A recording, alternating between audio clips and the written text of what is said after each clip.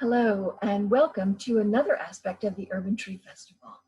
We today are looking at the possibility of a London plane tree conference, a dream of one of the participants in the conversation today. So it's sort of a forerunner to see if a London plane tree conference is something that we could build momentum around and awareness and interest and find the deeper meanings of what that could constitute. I'm Gerit Quealy. I'm the author of Botanical Shakespeare. There is a plane tree in Botanical Shakespeare as well as some sycamore, and you'll learn the connection, I hope, later in the conversation. Welcome to the first sort of, I don't want to say stab at, a sort of amuse-bouche to what an international plane tree conference might look like, or might sound like, or might be like. One of the things that David Shreeve was talking about when he first mentioned the idea to me was there's so many other sort of niche conferences. There's societies around celebrities. There are Comic-Con and all of those sorts of things. Is there a con? Is there a tree con? Does anybody know? Because you're in the industry. There's the ISA annual conference. That's the International Society of Arboriculture. So they do an annual conference that's all full of tree people and tree events and the latest research, things like that. Okay, and is it fun? Oh yeah. Okay. Well, I go to a lot of Shakespeare conferences, and it can get very niche. You know, like all the tree people on one side and all the sort of virgins people on another side, or does it get clicky like that? In the past, maybe a little bit more, but the ISA has been working at expanding the audience that the conference reaches, and they've done a good job with it. So usually obviously it's mostly people in the industry, but it's a pretty good mix of people in the industry. Okay. Well, this would be something like, and David, I would want you to explain this a little bit more. But anyway, so we're looking at a conversation around possibly a conference when we can all meet again, and what that might look like, what that might entail. And so if I could just go around and ask you to introduce yourselves briefly, your name, what you do, and a little bit about what your concerns are. And if you don't mind, David, I'm going to start with you since you're the one who put the seed, I love nature puns, into my brain about having a conference like this. Well, I think it was Paul, actually, who put the idea into my brain first and said we ought to do a conference about plane trees. And I think I had just come back from a trip to New York and been in Washington Square. And so I was aware of, well, they've got plane trees too. So I thought, well, all we need is a sort of a wealthy bank to sponsor a conference that would take place in New York and Rome and Paris and London. And like one or two of my other ideas, it didn't really happen. But we did do it in London, thanks to Paul and his friends and Matt, who chaired an event. I can't say that we've been overwhelmed by the response.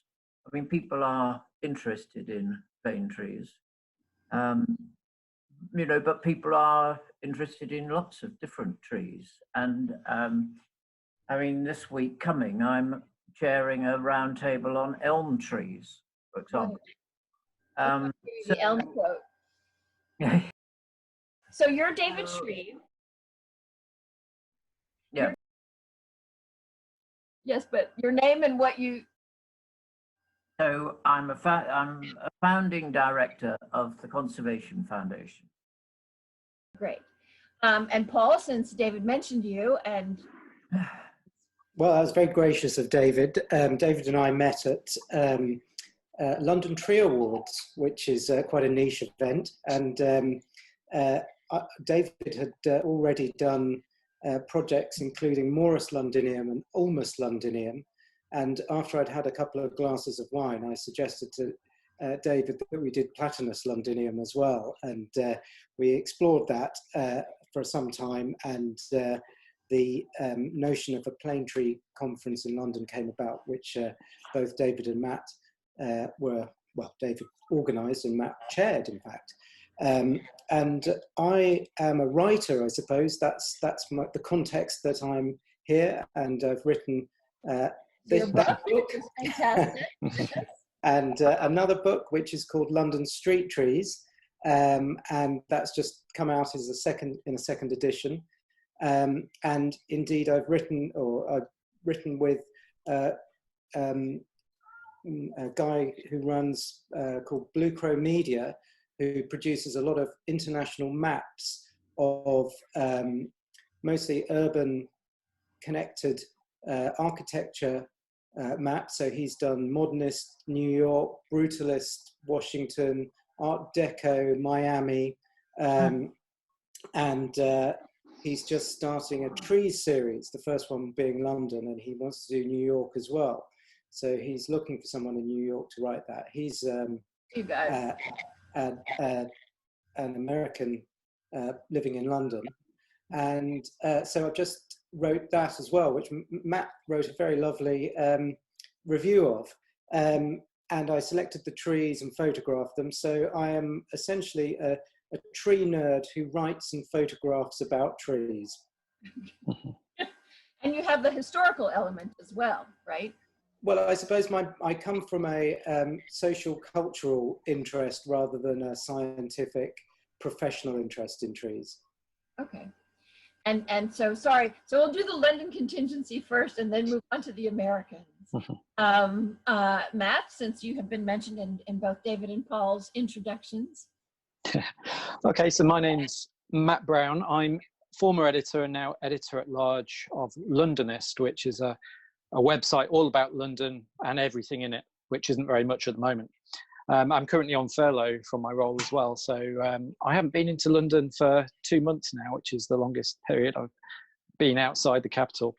My job is basically to walk around the city and look at things. So I do a lot of walking the streets and looking at trees indeed. I've written quite a few articles about trees now. But it's by no means my background. I'm no means an expert in trees. I just have a sort of passionate interest, partly sparked by reading Paul's books. I've learned a lot from him over the years. And Paul and I have actually been discussing recently holding a pub meetup for people who love trees, not just plain trees, but all trees. And sadly, the pubs have been taken away from us. So those plans have been put on the back burner for the time being. So yeah, I'm a kind of interested amateur, I suppose. Okay.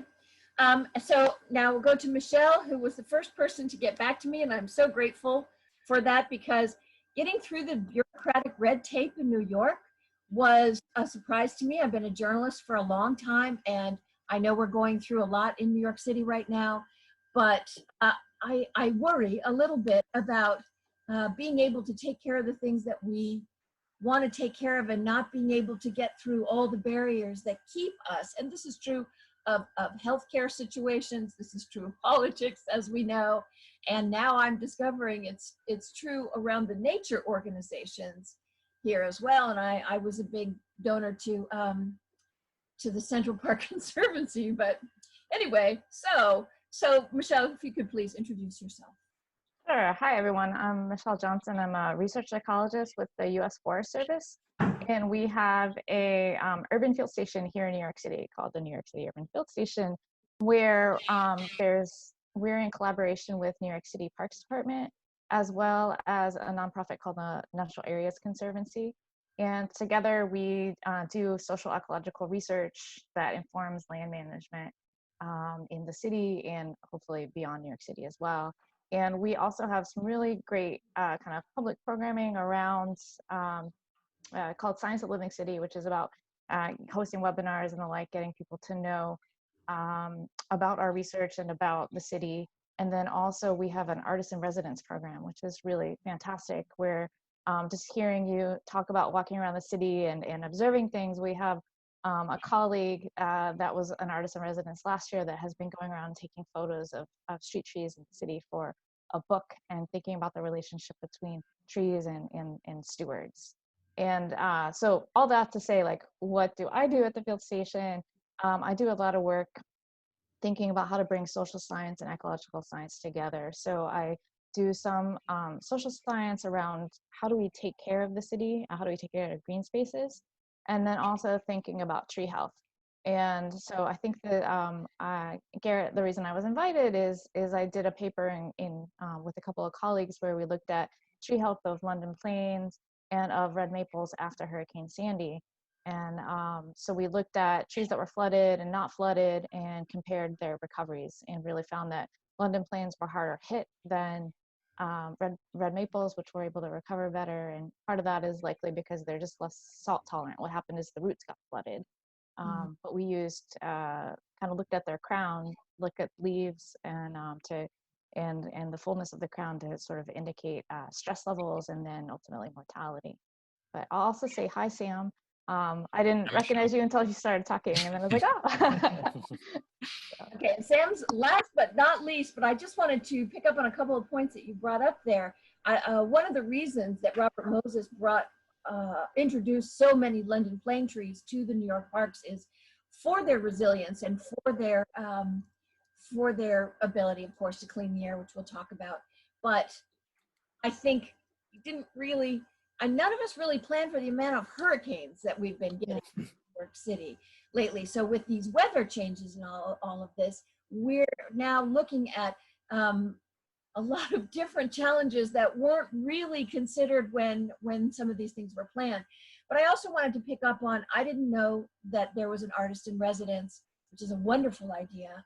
And for me, the intersection was Shakespeare and all of the trees that he mentions, which is more than 30 in the plays and poems. And the two things that I think they have in common are people take them for granted. People take trees for granted because they're out on the streets, and why should I even notice? I mean, I was talking to Simon Edwards the other day, who invented the Tickle Me app, which allows you to sort of map these trees wherever you are. And I don't know the kind of tree that's in front of my apartment building. And people do the same thing with Shakespeare. It's always been there, it's always there. Oh yeah, to be or not to be, I know that. And they don't bother to really investigate it further, see what it can do for them. So I thought with those two things in common, and the fact that both have a very intimate relationship with breathing, it was sort of a natural or surprising connection for me. So with that, we go to Sam, as I said, not least, but thank you so much for coming on board and tell us what you do. You're very welcome. It's Sam Bishop, Education Director and Arborist for Trees New York, which is a nonprofit that has been working with the New York City Parks Department since 1976 to help care for New York City's street trees. And our core program is one where we train volunteers to do basic tree care and pruning for young trees in the city. And then in addition, we do programs with schools, community gardens. We do planting on a contract basis whenever we can get those contracts. So we do a lot of different tree care and tree related things all around the city. So here's the thing that David had said something about not getting a lot of awareness out there, and Matt is involved with a project. Would you call the Londonist a project or a magazine, or I'm not sure what you, I mean, it is a website, of course. A website, yeah, website. Yeah, because I was saying to you when I met you at the Conservation Foundation London Plane Tree Day Conference, why don't we have this in New York? And Time Out used to kind of function like that, but I think now it's even harder in a way, even with all these tools that we have, to disseminate information and to make people aware because of simply the glut and the onslaught of people trying to get our attention about things. So again, what we learned from Shakespeare is that when you connect with people on an emotional level, that's when they remember it. It's not just telling, it's not just showing, it's getting to the heart. And so how do we, reach people's hearts, I think. And I think one of the things that would help is people understanding what these trees do for us. So circling back to the history of them, Paul, why are all these, why is London a forest, for instance? Well, London is a forest because that was the title my publisher gave me. But the reality of it, or slight the spin of it, is that there is a UN definition which says that any land area with more than 20% tree coverage is technically a forest, although they do exclude cities from that, I've subsequently discovered, or urban areas. But the notion, I suppose, is that London has about 25% canopy cover. So there's a remarkable number of trees there, which is the point of the book. And I think I explore many tree stories in it, including, as much as I can, the story of London planes and how they're called London planes and where they come from, and how London kind of pinched the name, or pinched the plant and gave it a name in the 19th century, which was otherwise would have been known as the hybrid plane, or simply the plane. And of course, it's a hybrid between the American sycamore and the Oriental plane, which come from entirely different continents. And only arose. Did somebody graft them together to? Well, it's a bit of a mystery. There's lots of sort of theories and, well, not conspiracies, but creation myths, perhaps. Okay. Oh, okay. So the creation myths are centered around people like John Tredescant, the gardener, and also the Oxford Botanic Gardens, and there's one or two others as well. But the reality of it is that Platanus occidentalis, the American sycamore, is unable to thrive in the British climate of mild summers and mild winters, and rather damp, rather less continental than the climate of New York or the east coast of the US, where I think it does obviously thrive.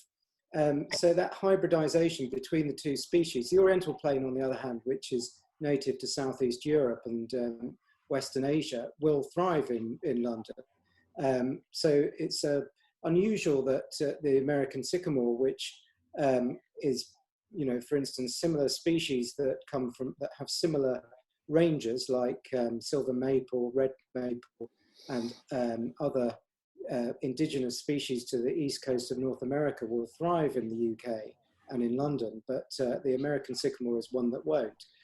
So the hybridization is extremely unlikely, if not impossible, to have occurred in the UK. And the theory is that it probably occurred in Spain or France. But this is a mystery which I would love to get to the bottom of, and is something which I'm actively researching and haven't got very far. Well, thank you. It brings up a really interesting point with Shakespeare, actually. Sorry, I'm going to keep wedging that in there. There's a controversy. There's so many controversies in Shakespeare. I thought getting into the plants would be a nice, benign topic, but it's not. There's arguments about everything. And one of them is a line in Romeo and Juliet. I think I gave it to somebody, Benvolio line, about how there's sycamores growing on the westward wall. And so a group came back and said, oh, they're not sycamores, they're plane trees. Mm-hmm. So I had to explain that they're, you know, related and of the same family. And of course, Shakespeare's going to use sycamore because he's sick of love, sick amore. Mm-hmm. So, and it is Italy. So there's that controversy. But Michelle, that makes me wonder, or maybe Sam, if you know, how many sycamores versus the hybrid plane tree are in New York? Do we have pure American sycamores as well as both? Are there more plane trees than sycamore trees? Does anybody know? I don't think we have any sycamores. Sam, correct me if I'm wrong, but they typically grow in more kind of wet, like lowland, bottomland forest areas outside of cities. I don't know that they thrive well where the pollution is higher in cities, but We have some in New York City. They're sort of scattered here and there. There's actually a pair of them near me that are growing as very large street trees. There's not that many of them though in the city. It's mostly London planes. You typically find them in not in the cutouts on the sidewalk, but in better environments for tree growth. So some of our larger parks and places like that. And does anybody know about London as far as sycamores versus plane trees? Do you have straight up? From the trees I've seen in London when I'm there, you have pretty much all London plane trees. I don't think I saw any sycamores. Okay. I think from my experience, plane trees are often street trees, whereas sycamores you don't find on the street so much, but you do find them in woods and verges and things. So speaking of that, so there's street trees and there's street trees is here as well. I know that Robert Moses had brought them along in a lot in, as I had mentioned. And the reason is, anybody who wants to talk about that, I mean, David, why did you want to do the London Plane Tree Conference in the first place? Because of concerns about its livelihood? I think because the first person I spoke to about London planes was from our Natural History Museum. And he said, since you do so much with trees, is there a way of you doing a campaign that would get rid of London's plane trees? Because they don't belong here. I think he was probably a cyclist, and it was this time of the year when the pollen is around and cyclists don't like plane trees. I was rather surprised when, you know, someone in his sort of job was wanting to get rid of what I thought was the tree that made London. So that I sort of decided to back Paul and not the Natural History Museum in his campaign to keep the plane tree alive. But it's really the purists who still look on London planes as sort of fairly newly introduced. I was looking at a major work on London and its environment written in 1870 this morning, just to look through and see the mentions of London planes. And there weren't any. I mean, it mentioned Berkeley Square, and it hardly referred to the trees in Berkeley Square. So, I mean, 100 years ago, I suppose our plane trees were still quite small and not major features. And so the tree people are not perhaps all so supportive of us who want to make sure that the plane trees remain a feature of London. Well, okay, so that brings us back to why there are so many in New York, and my understanding is the same reason they proliferate in London was by design to suck up the pollution of an urban environment. Is that not correct? Am I wrong about that? Yeah. Matt? Whether that was an initial reason or whether it was just, you know, that was something added on to the story. I don't know. Paul would know. Or Matt. This is Paul's topic, I think. Well, I think that, you know, what I understand is that when 19th century plants people were thinking about what trees to plant in the city, and of course, street trees is a relatively new thing, or indeed planted urban trees is a 19th century sort of activity. And before that, streets didn't have trees planted systematically down them. It first started in Paris, actually, and it was Haussmann's Grand Boulevards that were the model which London followed, and other cities as well. And that was, and Haussmann had planted planes. Planes were very good at pollution in a sort of carbon tastic environment of 19th century pollution. You can imagine that they did quite well, but there were other species too. Species that had been more widely planted include tilia, lindens or lime, and I think you call them basswood, although it wouldn't be the basswood, it would be the hybrid lime tree were planted widely in the UK, which is Tilia cross Europea, which would have been a tree that was not very good at coping with that 19th century industrial pollution. I don't know whether any of you have read Jill John's book, The Urban Forests, which is very interesting, and it's about urban forests in the US, and speaks about New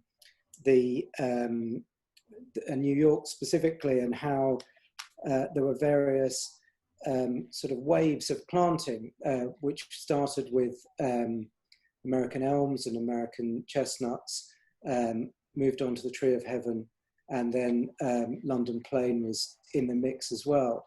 And I don't know specifically about the history of New York, and maybe you guys can enlighten me, but whether the London Plane has survived where those other species haven't, or whether it's a second wave sort of planting that has taken over. In London, of course, well, not of course, but in London, the planting started around 1870 and continued to the beginning of the First World War. So a period of about 45 to 50 years is when the majority of plane trees were planted in London, on the streets, that is. Some of the parks have older trees, and there are one or two much older individuals, including some in some squares, like Berkeley Square in Mayfair has trees which date to 1789, and there's an individual tree that's 17th century as well. But essentially that trees were selected without really knowing that much about how they would, what they would become, I guess. And also I think we have to think that trees were much more heavily managed back in those days. So urban trees would have been pollarded on a much more regular cycle than they are now, and probably kept much smaller. Okay, so that brings up a lot of topics, and I want to go to Michelle first and then Sam about the concentration that they were talking about at street trees. New York, I mean, I've been here a long time. The concentration is really in the parks, and it seems to me only relatively recently, and I mean in the last 20 years, as opposed to in London, I noticed that relatively recently usually means 100 or 200 years. So, but here, if we're talking about a consciousness about street trees, Michelle, can you address that? Do you know how long that's been an awareness and a need and a concern? I guess I don't know in terms of residents. I mean, I can speak to, recently people's perceptions, but maybe not over time. But a lot of the London planes we have are really mature. It's the most common street tree species in New York City. There's, I think, more than 10% of all street trees in the city are London planes. It's and most of those, I would say, Sam, correct me if I'm wrong, are pretty mature. I feel a lot of them were planted post World War II along streets, and so they're actually quite large now if you think over time where that is.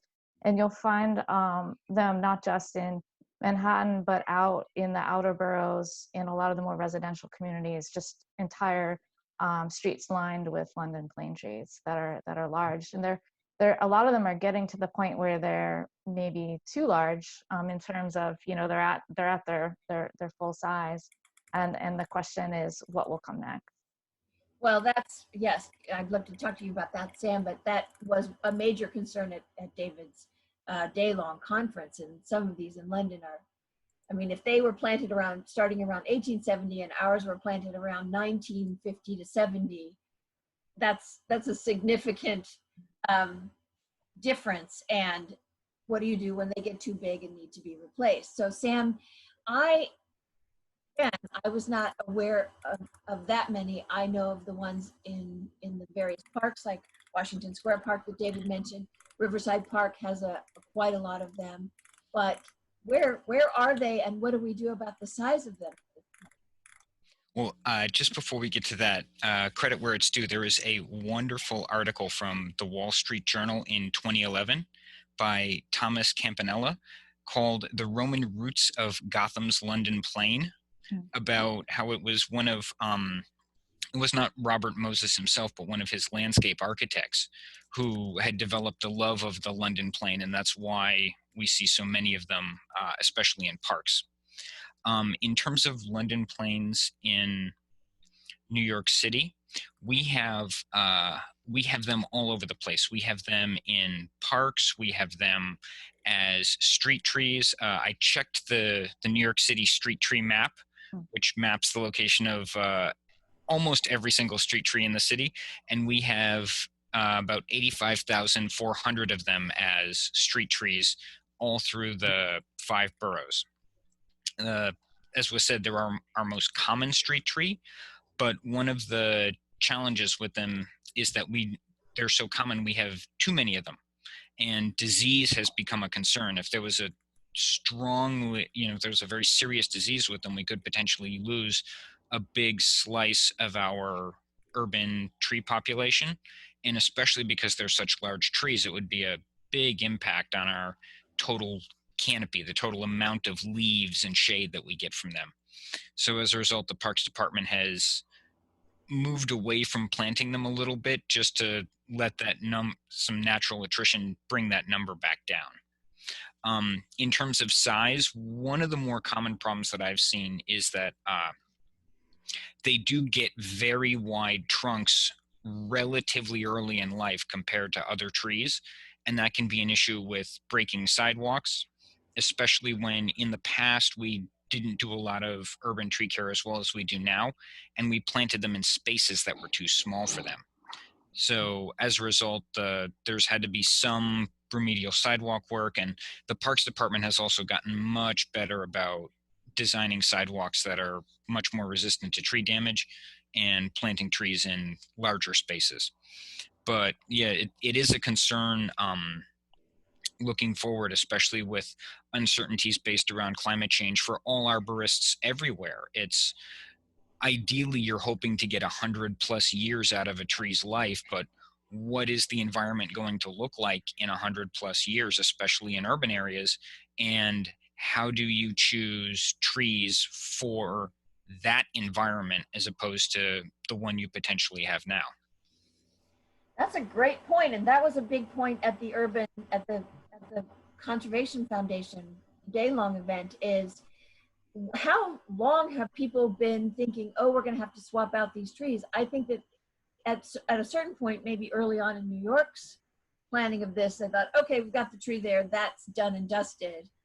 And now we're having to circle back to all of these situations and rethink, well, how do we go forward? Is there some group in London, and how long in New York? How long has there been a sort of orchestrated concern about this in New York, would you say? An orchestrated concern about the conservation and the going forward of these trees, because how long has the urban field station, Michelle, been in operation? Oh, we've been here since 2006, and the building opened in 2010. But I think the concern around how to manage the urban forests has existed, for much longer than that. Urban forestry as a field sort of developed in the 60s, 70s with, so I think there's been concern by the Parks Department and by other organizations, since that time. It's not even 100 years. Okay, and in London, I know from Simon that there are tree wardens and people who have been concerned about this on very localized levels, which is great, but how long has the concern been active about tree turnover, I guess? Is that you, Paul? Is that your? Well, I think there are two things, aren't there? There's the, how long will a tree live in normal circumstances? And then there's the problem of tree disease, which is sort of coming up through Europe, if you like, and coming towards us. That adds a completely different picture and question. And also, if the disease is contagious, and therefore where we've got boulevards of plane trees touching one another, then that disease will spread through those trees. And, maybe we have to think again about if a disease is contagious, not having plane tree after plane tree, but different species. I mean, Paul, I'm not sure how many different types of plane tree have we got? 2, effectively. Oh, only 2. Yeah, the London plane and the Oriental plane. So but there are many cultivars of certainly London plane and a few Oriental plane as well. So there's quite a lot of aesthetic difference between the types of planes that you will see on the streets of London. So that brings me to what do these trees need for their care? And one of the talking points at the conference was, if you take away a big tree like this with a trunk like this and the shade that it gives, the canopy, the cooling effect that we so desperately need now, and you replace it with a little sapling, there is really no way, I guess, to make up for what an older tree provides, as opposed to a is that right? Is there anything else that can be done as we go around, maybe systematically replacing these trees? Yeah. Unfortunately, not really. But that's where good planning comes in too, is to think about the age of your tree population and when you expect to have to start taking trees out because they die of natural causes or they become too hazardous, and to make sure that you have some age diversity in your tree population as well. So while you can't replace that one big tree, at least you're not in a situation where you might have to take out a substantial number of trees over a relatively small period. We have so many things to worry about now. So life without street trees, and what are they? The other thing with plane trees is, my understanding is that they do absorb a lot of the carbon dioxide. Is there any other tree that's such a worker bee on the street to do that, to that extent that they do it?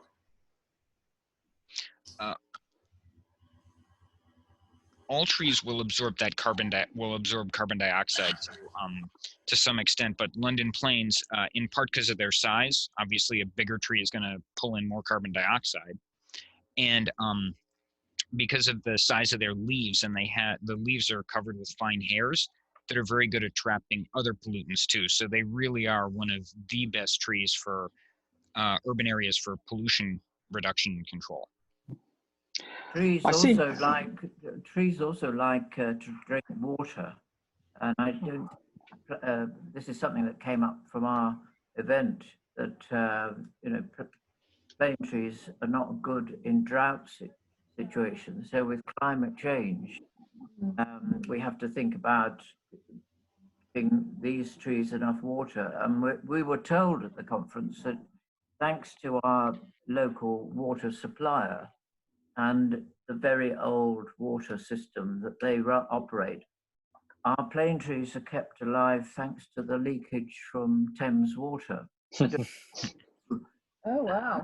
Improved, but I don't know, do you have leaky water mains in New York? Yes. Yeah, we have wooden pipes in many places, so they carrying the water. Haven't you seen all those Hollywood films where the fire hydrants burst open? Yes. Well, they might be keeping the planes going then.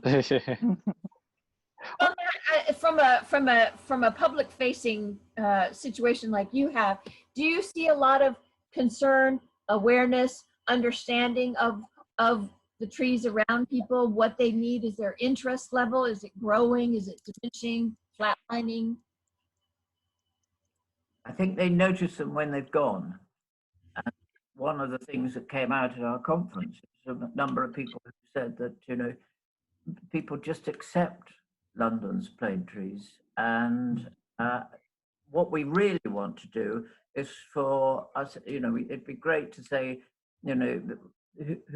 tell us your favorite plane tree and adopt it and say, well, you know, this plane tree's outside our house, so our family is going to look after it and protect it and vote for it and all the other things you do as a member of your family. Yes. I don't know. Yeah.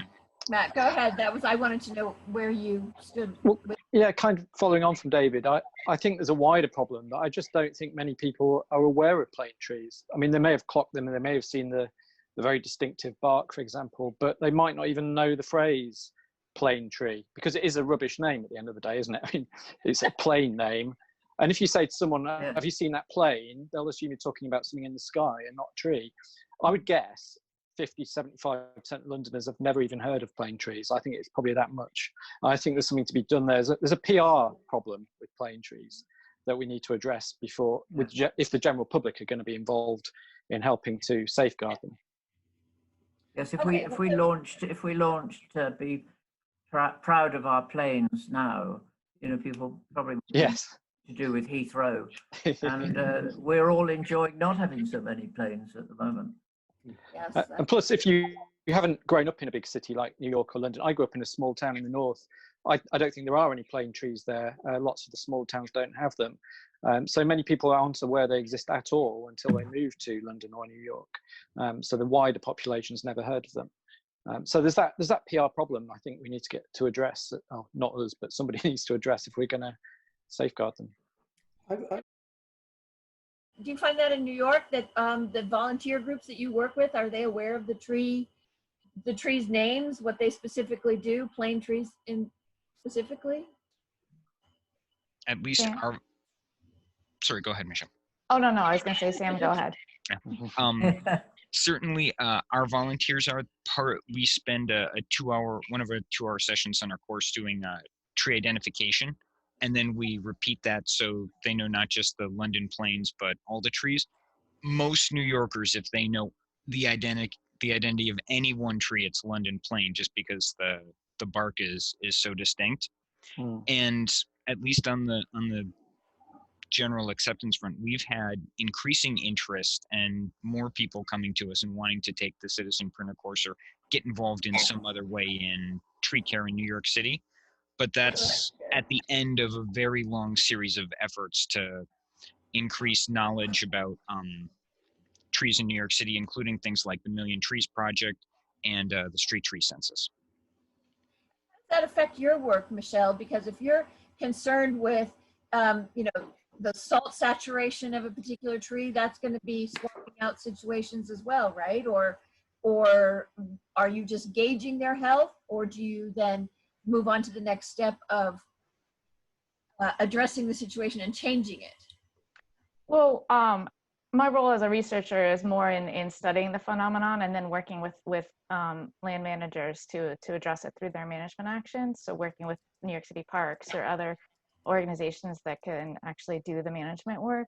But I'll say maybe two things here. One is the role of citizen scientists, I think, is on the rise.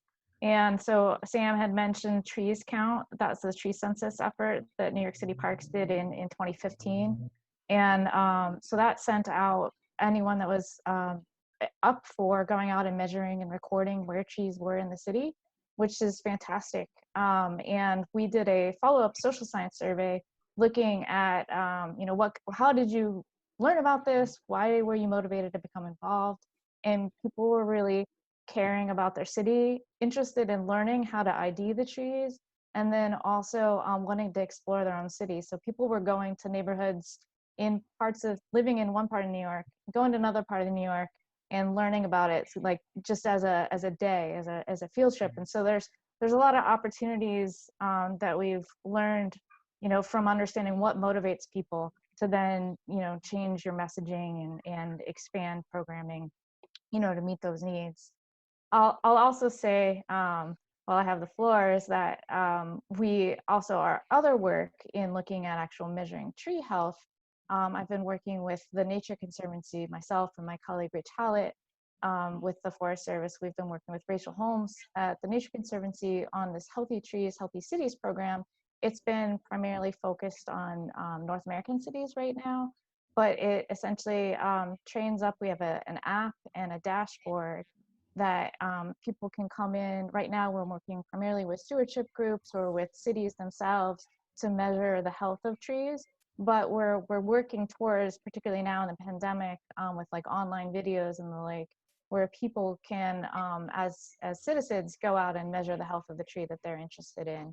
And you'll see that with iNaturalist, with eBird, you know, other apps that there are out there right now. There's a really opportunity, and I think increasing interest and awareness, you know, as a result. One of the problems, I guess, with citizen science is that the plains, probably no more, but plains don't support much biodiversity. And when we did an educational project for elm trees, we were able to show that if you lose the elm tree, you'll lose the white letter hairstreak butterfly, because that's all it feeds on. And you can't look at a plane tree as supporting much other wildlife. I don't know how much you could find, but I don't know that birds nest in the trees, and I don't know that you find much, you know, other life to interest people. We can't say the plane, if we lost our plane tree, we'd lose anything else. I do think we'd lose the inherent beauty, though. Yeah, oh yeah, of course, the landscape value, Yeah. but you know, there's more to life than landscape. I think the other one is the point that Sam touched on, which is the environmental benefits, and maybe that's the thing that we need to focus on, because that's an argument which comes up constantly when talking about tree species selection in London. It's like, why can't we have native trees? Why do we have exotic trees? And I always think there's a sort of slight xenophobia in that whole argument. But it seems to me that that notion of wanting nature in the city is a very interesting one, and I'm not quite sure how we decouple that from trees being in the city and the benefits which they provide, both from an environmental point of view and from an aesthetic point of view, as Gerit mentioned as well. So I think it's sort of analysing that whole thing, because there's nothing, as Sam mentioned, there's nothing better than a London plain in a certain respect, but are cities havens for wildlife, or are they, you know, how does a city function? I think that's another question which needs to be put into the mix. Yes, that's a great point.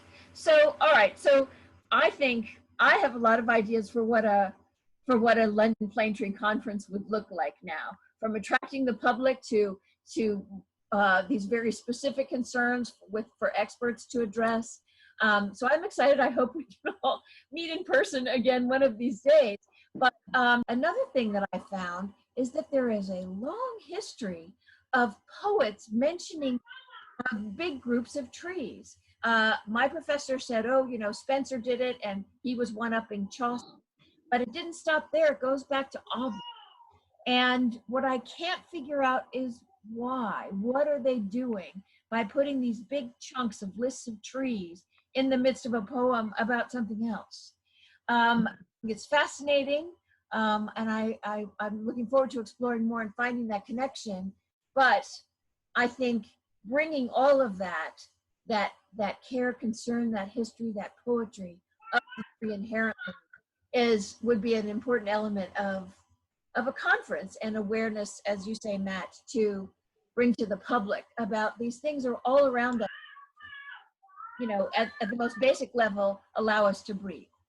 So, having said that, Shakespeare takes a lot of breath. I would love for you guys to say your quote, because just as I want, you know, Shakespearean people and people interested in the head stuff to come out and speak to the trees, I want the tree people to get a little Shakespeare and poetry in there as well. So, and each of them have a little bit of a point that we kind of touched on. And because on my screen, Sam, you're first. Do you have your quote in front of you? No, I admit I didn't know we were supposed to prepare a Shakespeare quote. No, I sent it. I sent even. Did anybody see the Okay. your own quote with you on it? David, do you have yours? Well, I'm trying to find it. Okay. Anybody? Oh. Okay, I have- go ahead, Michelle. I have mine from The Jailer's Daughter, and I sent him where a cedar higher than all the rest, spread like a plane, fast by a brook. Yes. Matt? Well, I can improvise. When shall we six meet again to talk about the London plane? But my actual one is from Benvolio. Underneath the grove of sycamore, that westward rooteth from the city's side, so early walking did I see your son. Right. So that's from Romeo and Juliet. We touched upon that point, and Jailer's Daughter is in Two Noble Kinsmen. Did anybody else find their quote? Yes. Okay. Go ahead, Sam.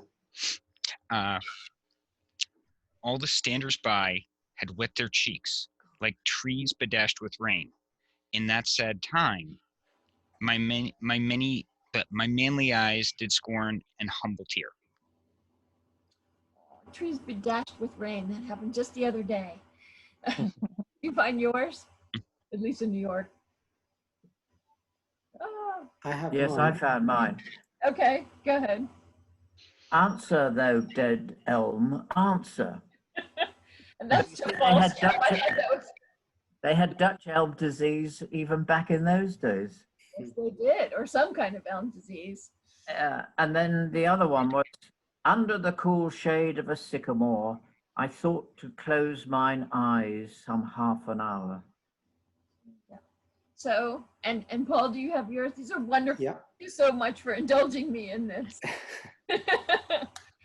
These trees shall be my books, and in their barks my thoughts I'll character. Okay. From Orlando. I love that, because there is so much in each tree. And one of the things that I did want to ask also, though, is putting something in a tree a problem? Orlando goes around and, as you like it, nailing all his poetry to the trunk of the tree. Carving, Romeo loves Juliet. Is this a problem for everybody when people stick things in the trunks, or nails in trunks, or poetry in trunks, carving in trunks? Tell me. We have an excellent example in London. There's University College London campus. There's a road outside that, Mallet Street, I think it's called. Every single plane tree along there, you can see thousands of pinpricks where the words of Marx and Greta Thunberg and people like that have been nailed to those trees so many times over the years. So it's actually part of our landscape around the university campuses. And is that okay? Is that good or bad for the tree? Are we okay with doing that or not? There's another story as well about how arborists in London dread having to deal with an old plane tree because they'll smash up their chainsaws, because during the Second World War in London, the Blitz in London, shrapnel is embedded into these old plane trees, which has survived. They've all survived and grown around it. So there's all these bits of metal which are thriving inside the plane tree. Is that true? Is that an urban legend? Well, I was talking to a guy who's this guy called Brian Saunders, who runs Saunders Seasonings. You'd be interested in him, Matt. And he cuts up old plane trees. He's the only person recycling London timber. And he said he regularly blunts circular saws with plane trees. That's a great story. Okay, 2 things that you would like to see done with London plane tree and urban environment in the scope of your work. David, I'm going to start with you. 2 things I would like to see. I suppose greater public involvement. My idea that I mentioned just now, sort of people adopting trees, I think would be a great thing. Yes. Really, it may be outside the house, because that might make a huge difference to the sound of the wind at night if they lost that tree. But also simply caring for our environment and leaving it to the local authority or to the government. It doesn't really work. It would be great if people would say, look, I'm going to look after that tree. That belongs to our family. and have the title deeds up on the wall of the house, so that Granddad did that, and the family, all, you know, over 100 years have looked after the tree. Oh, that's lovely. Okay, Sam? I would actually like to see, since we know that London planes take it well, I would like to see more of them pollarded in the city, which is a very good pruning technique for tree size control. So you could potentially have them in spaces where you can't get them now. But as was said, the problem is that pollarding is high maintenance and expensive because you have to have them pruned every year or two. Oh, wow, look at that. And exactly. Thank you, Paul. And the other is, I would love to see the London plane tree planted along with American sycamore and the Oriental plane tree. So the two parents, if you would, of the hybrid with the hybrid together in one little grove, so people can actually appreciate how all of them look similar and how London plane really does look like what you would expect the sort of the child, if you would, of American sycamore and Oriental plane to look. Oh, that's like a family tree. Exactly. I wanted to do that with the oxlip, the cowslip, and the primrose because they're all the same sort of area. That's a great idea. Paul, thank you for putting up the pollarded trees. You want to go next? Oh, and even Sure. the London phone box in it. That's perfect. I guess the things which I'd be very interested in are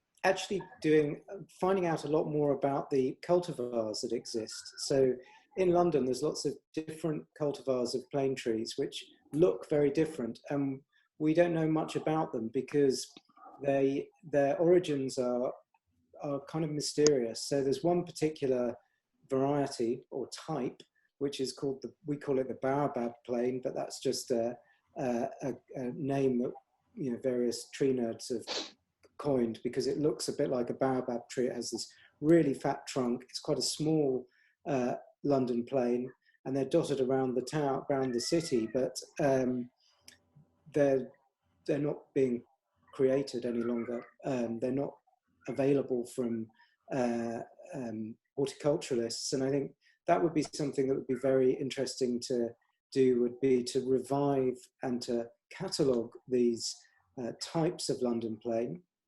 And I guess the second one is, I think that London could take a lot, could find out a lot from what's happening in New York in terms of the engagement with citizens, in terms of looking after and caring for trees, as and there's certainly a lot of interest in it, but there isn't the infrastructure here yet to enable that. So I think there's a lot that we could learn. Michelle, can you speak to that? And well, and your two ideas? I guess, yeah, I'll build off that into my two items. One is I'm interested in looking at the health of London plane across cities. So, you know, for my work, we've done this focus in New York. It would be great to do this also in England as well, in London.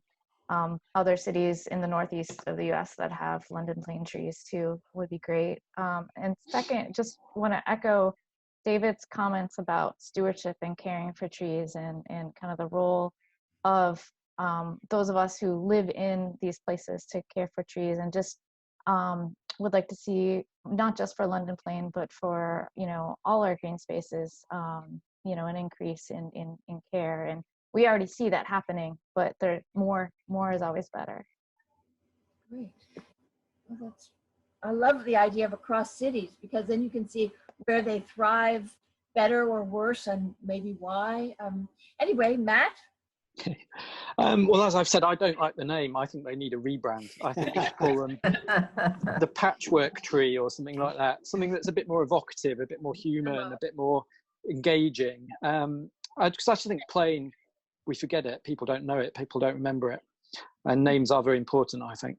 And on the same topic, I think we could do more to help people learn types of tree by just simply adding a name to them, like a badge or a pin, or if you don't want to harm the bark itself, something down at the base that just says this is a plane tree or a patchwork tree, as I'd like to call them, or an oak tree or an elm tree. So people can tell the difference. And as you start to see it more and more, you start to remember them more and more. And with that becomes more emotion attached to the tree and more care for them.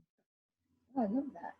Well, so that brought up two ideas that I had been sort of burbling about in my brain for a while. One, not only adoption by a family, but like cities do. And this is our sister city in France, and this is our sister city. So you have maybe a London plane tree in New York, and this is their sister or brother tree in London. And so it connects the groups from that. And also, I would love to see something like they did with talking statues in London, where you take your phone and you can put it up to, I guess, a barcode or something near the tree. And like, there's this tree that I love in Bloomsbury Square near where I live when I'm there. And there's so much character to it. And I always take a picture of it. And then I feel bad for all the other trees. Like, I'd like, oh, too. But I think in each area, like that tree saw Virginia Woolf walk by, and, you know, Bloomsbury Group and all that stuff. So if you could have trees that talk about the history of their area because they've been there that long to know it, to see it. That's a great idea. I like that. So I think we have lots of fodder for an actual London Plane Tree Conference, and we could have it in London and we could have it in New York. And I'm so grateful to all of you for participating in this conversation and bringing so much to it from your individual and collective expertise. So thank you very much. And let's look forward to first that pub drink and conversation somewhere, then an actual perhaps conference. One more thing. Check out urbantreefestival.org and hopefully there'll be something which suits time zones, and I'll just put the link into the chat, but that's something I've been involved with very heavily the last few days. In fact, to the point where I've been able to do virtually nothing else, but it started today, and it'd be great to see you there. Thank you. Thank you. Thank you. Bye, everyone. Bye. Bye. Bye.